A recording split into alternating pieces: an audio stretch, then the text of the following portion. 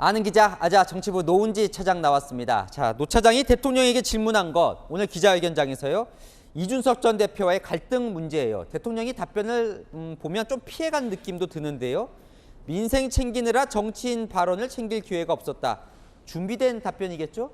네, 준비하는 입장에서 이준석 전 대표 관련 내용은 당연히 예상 질문에 포함을 시키겠죠. 오늘 답변도 윤석열 대통령이 직접 준비한 거라고 합니다.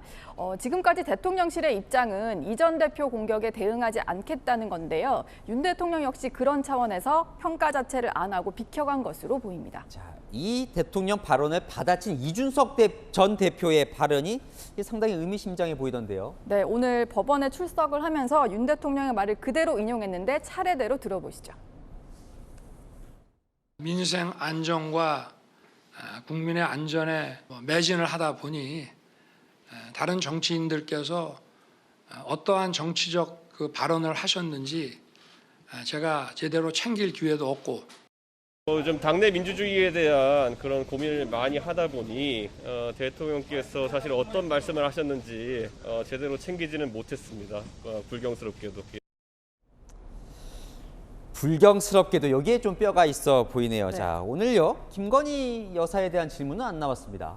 네, 김건희 여사 관련 질문을 준비한 기자들은 있었는데 이 기자들이 질문 기회를 얻지 못했기 때문입니다. 오늘 기자회견 질의응답은 전혀 조율하지 않은 형식으로 진행이 됐거든요.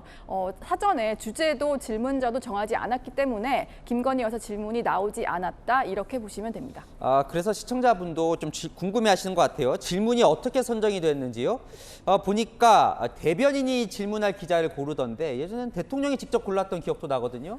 제가 좀 살펴봤더니요. 문재인 정부에서도 취임 100일 기자회견 때는 윤영찬 당시 국민소통수석이 질문자를 정했습니다. 먼저 외교안보 분야입니다.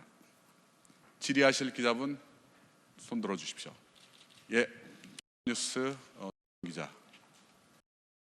네, 하지만 이렇게 공보 담당 참모가 기자를 지목할 경우에 기자의 성향이나 매체 특성을 알고 있다 보니까 질문자 자체를 편향되게 고른다는 시비가 늘 생깁니다. 문재인 정부 때도 그런 논란이 있었고요. 그래서인지 문재인 전 대통령은 임기 중에 진행된 다른 기자회견 때는 직접 질문자를 선택했습니다. 자, 시청자 질문 하나만 더 받겠습니다. 이분께서는 이전 정권 기자회견과 좀 다르다고 보시는 것 같은데 그 이유로 프롬프터가 없다 이 점을 주목하셨습니다. 어떻습니까? 네, 프롬프터가 뭔지부터 좀 설명을 드릴 건데 연설 원고를 띄워놓은 모니터를 프롬프터라고 합니다. 문재인 전 대통령 취임 100일 기자회견을 보면 정면을 보면서 얘기하는 걸 볼 수가 있는데 중계용 카메라에 프롬프터가 달려 있어서 그걸 보면서 자연스럽게 말을 하는 겁니다. 그런데 윤 대통령 앞에는 오늘 프롬프터가 없었거든요. 모두 발언 자체가 취임 100일의 성과를 대통령이 직접 국민에게 설명하는 방식이었기 때문에 윤 대통령이 내가 숙지해서 설명을 하겠다, 프롬프터 안 보겠다 이렇게 말을 했다고 합니다.